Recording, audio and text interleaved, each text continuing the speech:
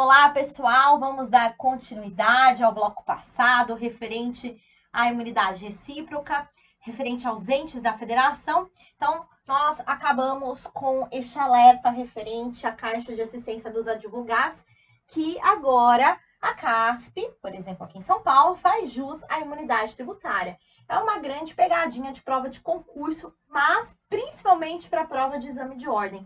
Toma cuidado com isso. Outra questão referente a essa imunidade recíproca é quanto às empresas públicas e sociedade de economia mista. Gente, em regra, empresas públicas e sociedade de economia mista não fazem jus à imunidade tributária recíproca. Toma cuidado que esta é a regra. No entanto, nós temos, logicamente, várias exceções que o Supremo Tribunal Federal já analisou. Então, primeiro, quando nós temos aqui uma empresa pública ou uma sociedade de economia mista que presta serviço público de caráter obrigatório e em regime de monopólio do Estado, também um termo adequado de acordo com o direito econômico, é em regime de privilégio, tá? Então, vocês podem encontrar esses dois termos em prova de concurso, em regime de monopólio do Estado ou em regime de privilégio. Aí, neste caso, nós temos aqui que há a possibilidade dessa empresa pública e também da sociedade de economia mista de, no caso, fazerem jus a essa imunidade tributária recíproca. Eu trouxe aqui para vocês dois exemplos. Os Correios, obviamente, né, é o exemplo de empresa pública mais contumaz a ser cobrada em prova de concurso, e a Sociedade de Economia Mista da União, que é a CODESP, que é a Companhia de Docas do Estado de São Paulo, que administra o Porto de Santos. Então, quando eu falo aqui dos Correios, né, da empresa de Correios e Telégrafos, eu falo de uma empresa pública que ela atua em regime de monopólio.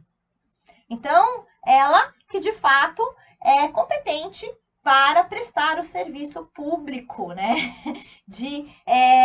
No caso, serviço postal. Então, nós temos esse regime de monopólio dos Correios quanto aos serviços postais. Logicamente que os Correios também prestam outros serviços, que inclusive fazem jus à imunidade tributária, conforme o que eu menciono para vocês no nosso livro, na nossa parte, referente às imunidades recíprocas. Agora, a CODESP, para vocês terem uma ideia, ela é a única empresa, a única sociedade de economia mista, o único ente privado que administra o Porto de Santos. Então, está num regime de monopólio. Então, ambas as empresas aqui mencionadas, empresa pública e sociedade de economia mista, atuam no regime de monopólio do Estado, um regime de privilégio. Não estão no âmbito concorrencial. Logo, fazem jus à imunidade tributária referente aos impostos, a imunidade recíproca. Diferentemente da Petrobras. Por que a Petrobras? Ora, a Petrobras é uma sociedade de economia mista da União. Ok. Só que a Petrobras, ela atua no regime concorrencial com outras pessoas jurídicas de direito privado, com outras petroleiras, no caso a Shell, também nós temos a Texaco, que inclusive saiu do Brasil, mas enfim, a British Petróleo, a Chevron, enfim, nós temos várias petroleiras que atuam nesse mercado, né, de exploração e de refino e venda do petróleo. Mas a Petrobras, como nós sabemos, que está no regime concorrencial, diferentemente da CODESP e dos Correios, não vai fazer jus à imunidade tributária recíproca. Toma cuidado com isso, tá? Ponto importante aqui que eu trago para vocês. Trouxe, inclusive, alguns entendimentos do Supremo Tribunal Federal, referente aos Correios e referente à CODESP. Pois bem, só que para que essas pessoas jurídicas façam jus à imunidade tributária, ou seja, empresa pública e sociedade de economia mista, nós temos alguns requisitos que devem ser preenchidos. Então, nós não estamos falando aqui de uma imunidade tributária automática. Ela é condicionada, assim como em relação às autarquias e fundações públicas. Então, vejam, primeiro, restringir-se à propriedade, bens e serviços utilizados na satisfação dos objetivos institucionais imanentes do ente federativo. É a mesma coisa em relação à empresa pública e à sociedade de economia mista. Então, a imunidade ela vai recair sobre a propriedade, os bens e serviços que são utilizados na satisfação dos objetivos da CODESP, dos Correios, enfim. não beneficiar atividades de exploração econômica destinadas primordialmente a aumentar o patrimônio do Estado ou de particulares. Então, se está atuando na exploração econômica em regime concorrencial, não vai fazer jus à imunidade tributária. Tudo bem? E não ter como efeito colateral relevante a quebra dos princípios da livre concorrência e do exercício da atividade profissional ou econômica lícita. Então, são requisitos que eu trago aqui para vocês que devem ser preenchidos. Eu trouxe aqui para vocês mais um entendimento do Supremo Tribunal Federal, que segundo o STF, com ou sem monopólio, é possível que haja imunidade, desde que a atividade desempenhada não caracterize a atividade econômica lucrativa ou não, e não haja risco à concorrência e à livre iniciativa. Então, aqui, o Supremo Tribunal Federal, ele entende neste sentido. Um outro ponto interessante que eu trouxe aqui para vocês, não é mais uma novidade jurisprudencial, mas eu deixo com esse tema para que vocês, de fato, tenham uma certa atenção. Nós temos 2 julgados do Supremo Tribunal Federal de 2017, quase 3 anos já desses julgados.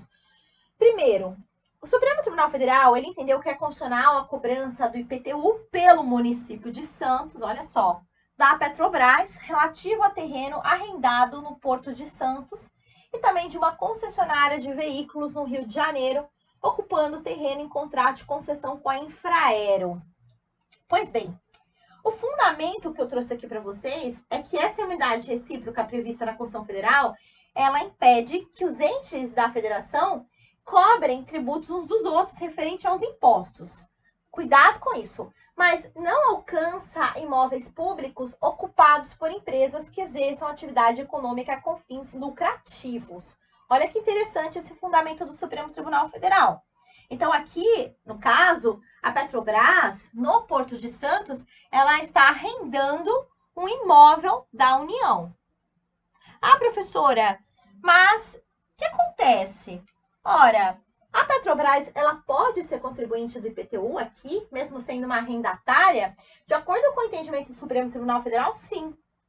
Mas como? Ora, nós temos lá o fato gerador do IPTU, a propriedade, o domínio útil ou a posse de bem imóvel. Está lá no artigo 32 do CTN. E o contribuinte, artigo 34. Vejam, nós temos que é o proprietário do imóvel, o titular do seu domínio útil ou seu possuidor a qualquer título, artigo 34 do Código Tributário Nacional. Então, eu estou falando aqui de um contrato de arrendamento e a Petrobras, ela praticamente exerce um ânimos de ser dona quando ela é arrendatária. É diferente de quando eu tenho um contrato de locação entre o locador e o locatário, tá? Ou seja, o inquilino, ele não vai ser considerado como um proprietário, um contribuinte do IPTU. Por quê? Ele não tem animus domini.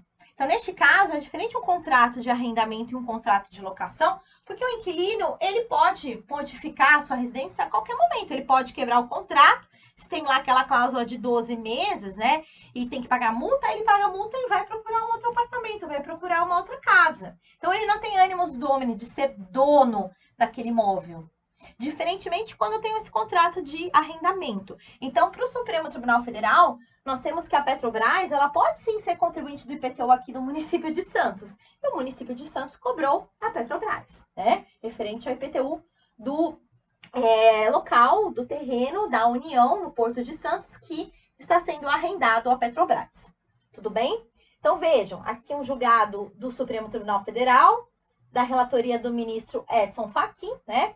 De 6 de abril de 2017. Vejam, a União celebrou o contrato de concessão de uso de imóvel com uma empresa privada, por meio da qual esta última poderia explorar comercialmente determinado imóvel pertencente ao patrimônio público federal.